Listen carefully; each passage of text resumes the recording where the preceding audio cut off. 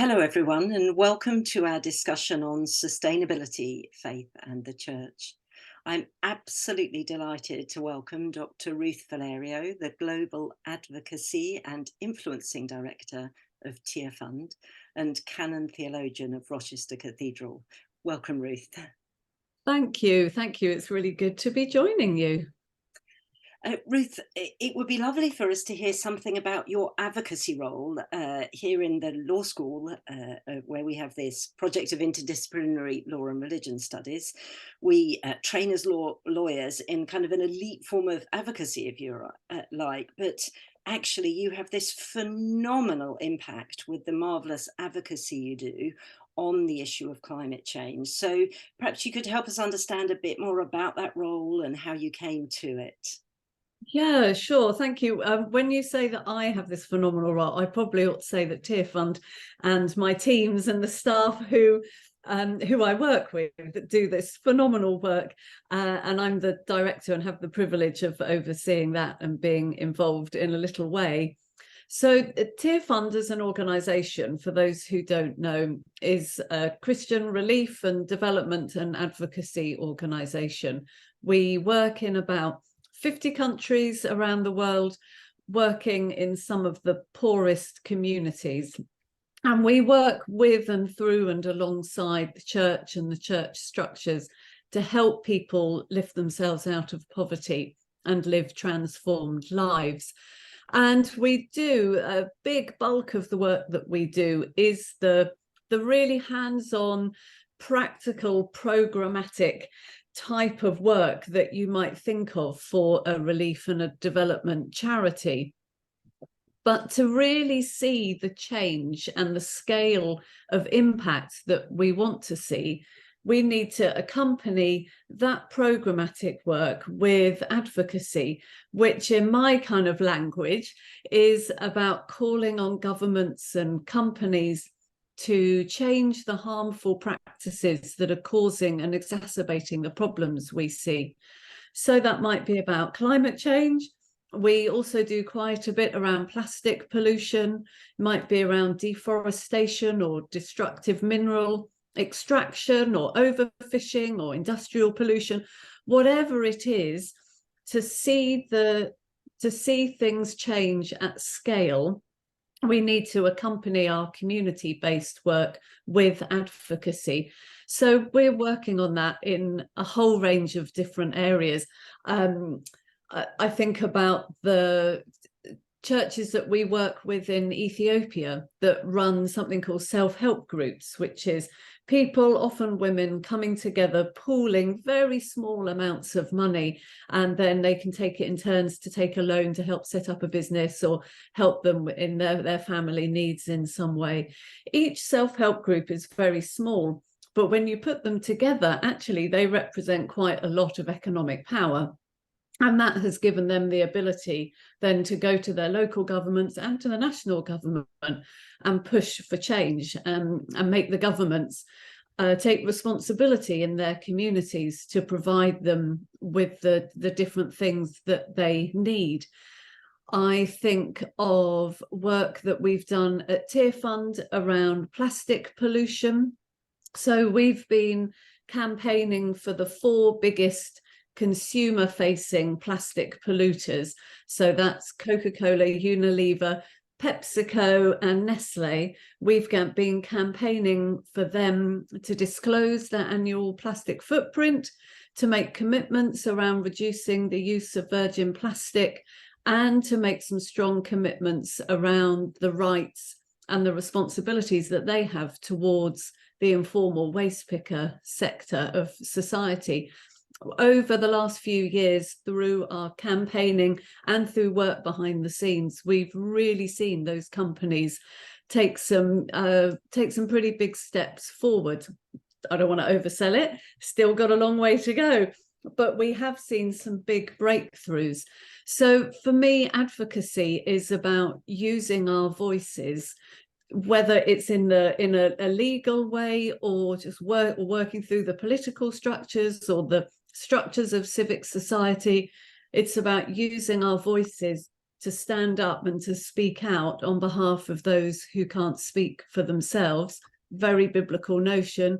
And then to take it a step further and not to do all the speaking ourselves, but actually to give a voice to those who have no voice and stand with them and enable them to do the speaking.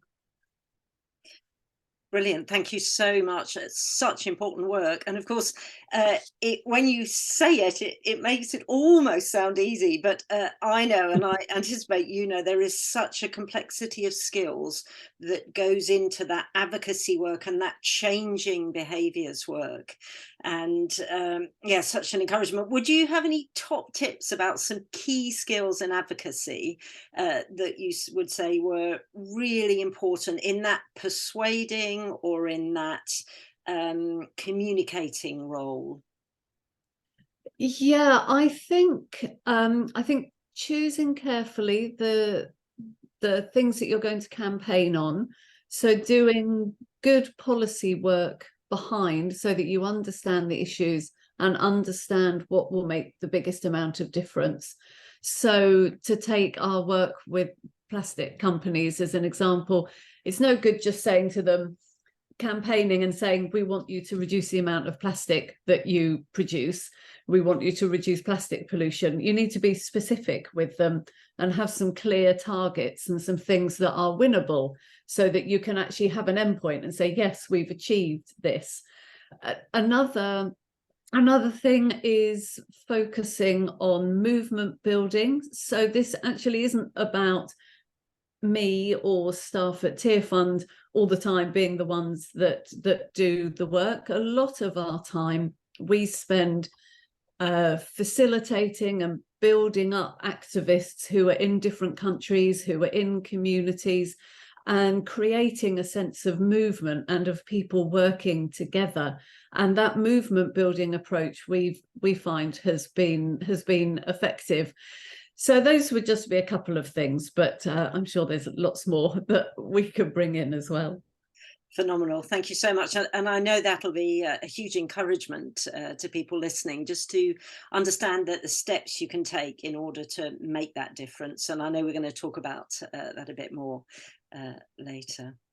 So you've gained a lot of experience in ways of reducing our impact on the environment and living more sustainably. And you have some fantastic publications, which will have some information on the website for people to access.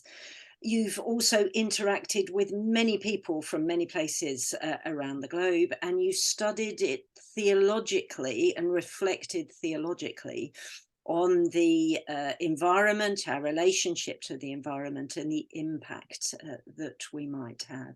So I wonder now if you could just talk to us a little bit about some of those publications and the thinking and reflection that's gone into them, and give us an insight really into some of the wonderful ideas that you have.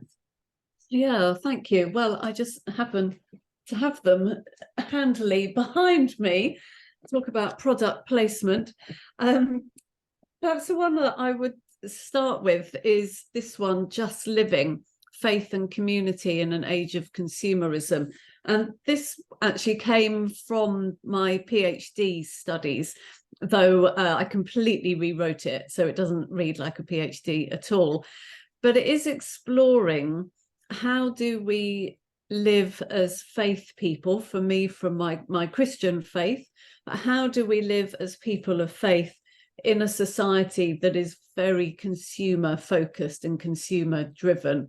The Christian scriptures encourage us to be conformed to the likeness of Christ, and yet we live in a culture that really wants to conform us to the likeness of consumerism, to put it in a simplistic way. So how do we recognize that we are children of a consumer age, recognize the deep problems that brings us, the deep problems that's created, as well as the positive? So I'm not just on an anti-consumer rant. And how do we live well in that society? So I actually end up exploring some of the thinking of Thomas Aquinas based on Aristotle and his understanding of the virtues. And I explore the relationship between the virtues of justice and temperance as a way of holding those things together as a way to live well in consumer society. So temperance is about simplicity, if you like, living a more simple life, but we don't do that only for our own sakes to build a better life, a less cluttered life. We do that out of a sense of justice and wanting to live more lightly on this earth. So those are the kind of things that I explore in Just Living, along with it's got some really practical sections in it as well. And then Saying Yes to Life was the Archbishop of Canterbury's Lent book recently, and that is an exploration of the first chapter of Genesis and looking at what we can learn from the Jewish and the Christian creation narrative, what we can learn from that for our world today and how we can live in our world today. So it's got a lot of stuff in there around scripture, around faith, also quite a lot of science in there too, and some contemporary application. And then for me, none of this really is important unless it actually makes a difference in how we live. And theology should always lead to a change in our lives. And we can't think about issues of environmental care or the climate crisis without asking ourselves the question, what difference does it make in how I live? So two really practical books. L is for Lifestyle is a good exploration of what can we actually do to make a difference. And then possibly my favourite one is a children's book written for primary school aged children, and I co-wrote that with Paul Carenza, who's a BBC scriptwriter and a comedian. So it's funny, it's quirky, it's illustrated. But all of those books, even the children's one, have weaving through them the faith elements, the scriptural dynamics, so the theology, and then weaving that in with the practical, because I think those things always have to go hand in hand. Brilliant. Thank you so much. Something that particularly interests me is the work you've done on this idea of humankind's relationship with the environment. So do we regard ourselves as stewards of it, or do we regard ourselves as somehow in dominance over it? That would be a narrative that some corporations might regard as uppermost in the driving force behind what they do. Others might temper their approach with corporate social responsibility ideas. But even us as individuals in our day-to-day lives, how might we think theologically about our place in the environment, if you like? Yeah, it's such an important question, and the people will have heard it. It's now become a truism. It's said so often, but it is so true that the problems we're facing are because we have become so separated from the wider natural world that we've forgotten our place in it, our place to take care of it, and the role, the responsibility that we have there, but also our place coming from a place of humility, that the wider world isn't there for us to use and abuse, and we need to take care of it. The kind of circles that I often move in, the Christian circles, do like this word stewardship and talk about us being stewards of creation or of the natural world. And it's okay as far as it goes, and it has played a positive role in helping people grasp that we need to be looking after the whole world and not only the human part of that world. But it does have some problems, as you've intimated. And the fundamental one is that I think stewardship is about things that are inanimate. So we steward things that aren't living. We might steward wine or money or time. I don't steward my children. I don't steward my friends. I look after them, I nurture them, I seek to protect them, to honor, to respect them. And And so the notion of stewardship, even if we don't mean to, often has within it the notion that creation, that the environment is a thing, that it's something a bit separate to us, and it's an object to be done to. And I think that's just so far removed from the reality of this amazing, humming, vibrant, living world. This isn't something we steward. This is something that we are intimately connected with and a part of. And stewardship implies hierarchy, which I think I don't want to do away with hierarchy completely, because there is something different about us. There is something unique and utterly amazing about human beings. We have tremendous power, tremendous beauty, tremendous ability to do good as well as to harm. But I think if we take the notion of hierarchy too far, then we forget that we are part of the natural world. There's a theologian called Richard Borkham who has this wonderful phrase of the community of creation. And I love that. There's no hierarchy in that. And if you look in some of the Psalms in the Jewish and the Christian scriptures, you see some Psalms that have got all these different aspects of the natural world praising God. And people are just one part of it. We're part of the community or the choir of creation. And there's a lot of humility, I think, that we need to rediscover, that we're not as special as we think we are. We are part of, or we are special, but so are all other aspects of the natural world. And we are part of the wider natural world, the wider creation. That's just such a hugely helpful insight. I think that really interesting to hear.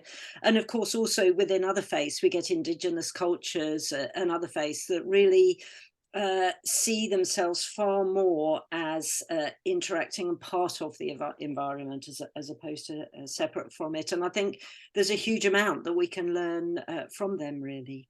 Yeah, and actually in the Archbishop's book, in which doesn't have to be read during Lent or with any relation to the Archbishop, but in Saying Yes to Life, I draw a lot on Indigenous thinking to inform what I'm writing about. Yeah, so much we can learn there. Brilliant, brilliant. Now, we sort of thought about the bigger picture, if you like, but it would be lovely to leave listeners with a little bit of direction or thought about lifestyle or changes or something that one can do, because in the face of the statistics that we see on the news and we hear after the most recent COP summit or whatever, it can be almost demoralizing to think, well, actually, it's such a big problem. There's so much, and I know I need to take my steps, but do the steps I might take, recycling or whatever it is we're doing, will that make a difference, or can it make a difference? So I just wonder whether there's anything you might be able to share with us that would give us that wonderful inspiration that would help us to go out and be advocates as well. Yeah, so there are lots of practical things that we can do. And if people head over to my website, they'll see a drop-down section called Green Living, and there are lots of ideas within that and within some of the other posts that are up there.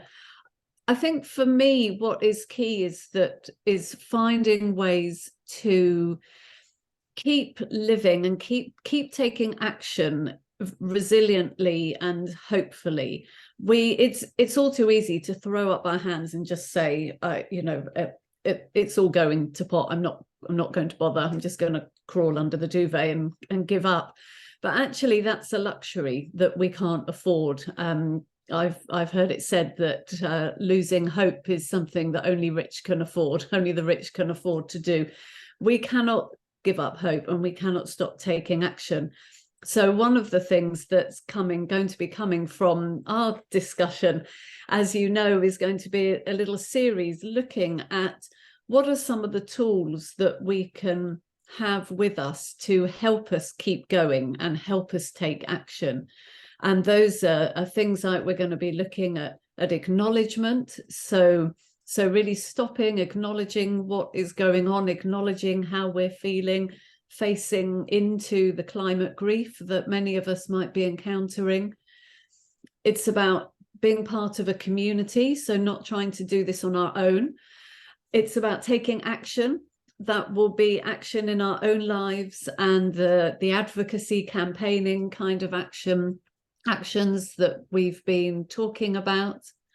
Then it's also about some really simple things around looking after ourselves so that we don't burn out. So Sabbath, the principle of Sabbath, and finding ways to take that into our own lives. And finally, rooting ourselves in hope, however hopeless it might look, but finding ways to root ourselves in hope, and looking for those hope-filled stories which will keep us going, because there are many all around the world. So I know in further videos we're going to be exploring some of those, but this is just to give a bit of a taster for now. Yes, thank you so much, Ruth. And I think what's most helpful for me is often we are given targets or told we must do X, Y, Z without ever taking that wonderful and I think perfectly reflective step about thinking, well, how are we thinking about the environment? That then can give us motivation for taking action.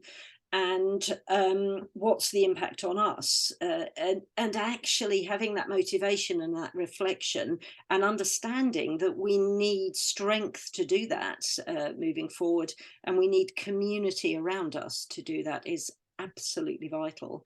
And actually, if I can just say that I think at the core of all of this is love. So we look after the things that we love. And the opposite of love isn't hate. The opposite of love is literally apathy, apathy, without feeling, without love. And so one of the best things we can do is get outside and fall in love with the world that is around us, because I think that is a really important part of spurring us on and keeping us engaged and keeping us taking action. Yes, yes, and very much about not taking it for granted as well. You know, this idea, I think the COVID pandemic and lockdowns really brought us up short in respect of all those things we'd been taking for granted in life. And suddenly when they all came back, we weren't taking them so much for granted. And the one thing we did still have then, because we could go out and about and walk and enjoy the environment, perhaps even more so, was to recognize the importance of environment. But it might be helpful perhaps just to think for a minute of how we would feel and what it would be like if we didn't have that environment around us, you know, and then seek to start to think about the impact on us and some of those steps we might take. So, well, thank you so much. It's been super, super interesting hearing everything you have to say and learning about you. And I know it will have been a real inspiration for those who are listening to this recording. And I very much look forward to the further recordings that we're going to do. Thank you very much.